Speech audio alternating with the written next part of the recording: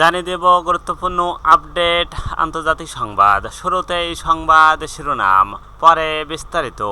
ঈদের দিনেও ইয়েমেনে মার্কিন হামলায় মসজিদ ধ্বংস। এরপর জানিয়ে দেব রোহিঙ্গাদের জন্য $73 মিলিয়ন সহায়তা যুক্তরাষ্ট্রের। আরও জানিয়ে দেব জেলেনস্কির খনিজ চুক্তি ইস্যুতে ট্রাম্পের নতুন হুঁশিয়ারি। সর্বশেষ জানিয়ে দেব ঈদের দিনেও গাজায় ব্যাপক হামলা, নিহত আরও 80।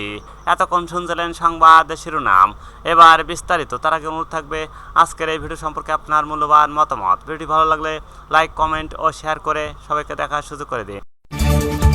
ঈদের দিনও ইয়েমেনে মার্কিন হামলায় মসজিদ ধ্বংস। ঈদের দিনও ইয়েমেনে মার্কিন বাহিনীর হামলা অব্যাহত রেখেছে। তাদের যুদ্ধ বিমানে বোমাবর্ষণে একটি মসজিদ সহ কয়েকটি বাড়ি ধ্বংস হয়ে যায়। দেশটির সংস্থা সাবার বরাতে এই তথ্য জানিয়েছেন আল জাজিরা। রোববার 30 মার্চ দেশটিতে পবিত্র ঈদ উল ফিতর পালিত হয়। শনিবার ছিল রমজান মাসের 29তম দিন। ওই দিন সন্ধ্যায় চাঁদ দেখা যাওয়ার রাষ্ট্রীয়ভাবে রোববার থেকে একই শাওয়াল গণনার ঘোষণা আসে। এতে আনন্দে মেতে ওঠেন ইয়েমেনের সর্বস্তরের মানুষ। কিন্তু ঈদের দিনেও ইয়েমেনের মার্কিন বোমা হামলায় উত্তরাঞ্চল সাদা প্রদেশে ব্যাপক ক্ষয়ক্ষতি হয়। বিষাদ হয়ে ওঠে ঈদ আনন্দময়।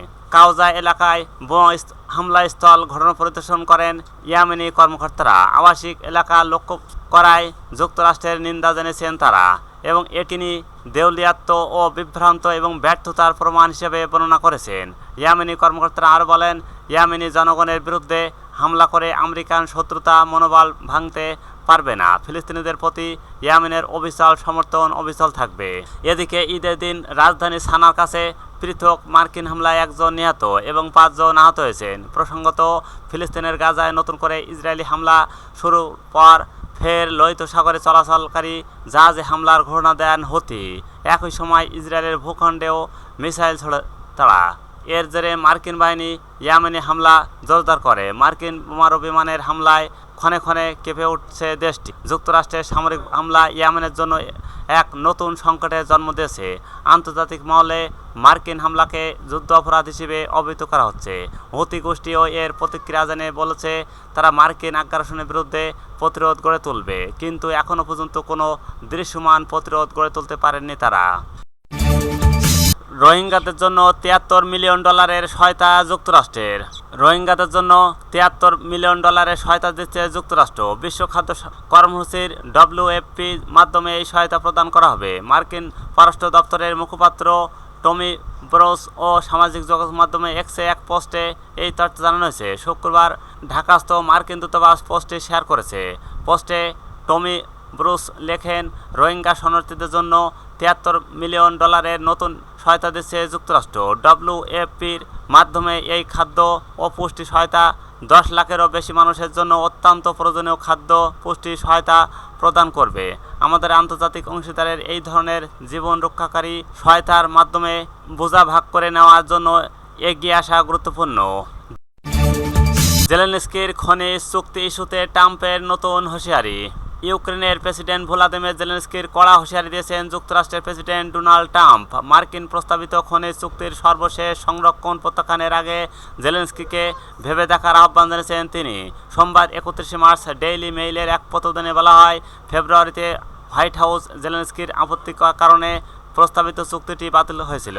নতুন প্রস্তাব আগের তুলনায় আরও কঠোর বলে জানা গেছে। ট্রাম্প বারবার দাবি করেছেন ইউক্রেনকে যুক্তরাষ্ট্রের যে কয়েকটি বিলিয়ন ডলারের সহায়তা দিচ্ছে তার ক্ষতিপূরণ কিয়েভকে খনিজ সম্পদের মাধ্যমে দিতে হবে। চুক্তিতে বিরল খনিজ সম্পদের উপর কেন্দ্রিত ছিল।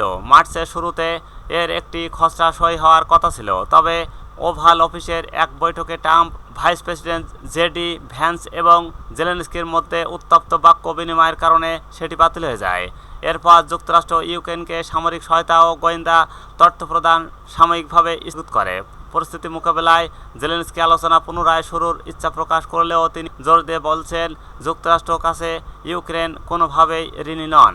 এদিকে শুক্রবার জেলেনস্কি নিশ্চিত করেন তার সরকার চুক্তির নতুন একটি খসড়া পেয়েছে, তবে তিনি বলেন এতে এমন কিছু শর্ত যোগ করা হয়েছে যা আগে আলোচনা হয়নি কিংবা আগের খসড়ায় প্রত্যাখ্যান হয়েছিল। ঈদের দিনেও গাজায় ব্যাপক হামলা, নিহতের বেড়ে 80। ঈদের মতো বিশ্ব সমর্থিত উৎসবে থেমে নেই গাজায় ইসরায়েলি হামলা, আর এতে ৮০ ফিলিস্তিনি নিহত হয়েছেন। গাজার স্বাস্থ্য মন্ত্রণালয়ের বরাতে বার্তা সংস্থা আনাদোলু এজেন্সি এই তথ্য জানিয়েছেন। গাজার স্বাস্থ্য মন্ত্রণালয়ের সোমবার প্রতিবেদনে বলা হয়েছে, ঈদের দিনেও ব্যাপক হামলা হয়েছে। এতে ফিলিস্তিনি অবরুদ্ধ গাজা ভূখণ্ডে ইসরায়েলি হামলায় নিহতের মোট সংখ্যা ৫০,৩৫৭ পৌঁছেছে। এছাড়া গত ৪৮ ঘন্টায় ইসরায়েলি আক্রমণে আরও ৩০৫ জন আহত হয়েছেন। এর ফলে মোট আহতের সংখ্যা বেড়ে ১,১৪,৪০০ জনে দাঁড়িয়েছে, যাদের বেশিরভাগ উন্নত চিকিৎসাতে বঞ্চিত। এদিকে গাজা উপত্যকার ফিলিস্তিন রেডক্রস সোসাইটি PRCS জানিয়েছেন, দক্ষিণ গাজা রাফা থেকে ১৫টি মরদেহ উদ্ধার করা হয়েছে। সংস্থাটির উদ্ধারকর্মীরা এক সপ্তাহ আগে ইসরায়েলি হামলার শিকার হয়েছিলেন। রোববার ৩০ মার্চ PRCSC এক বিবৃতিতে এই তথ্য জানান। কাতার ভিত্তিক সংবাদ মাধ্যম আল জাজিরা প্রতিবেদনে এই খবর নিশ্চিত করা হয়েছে।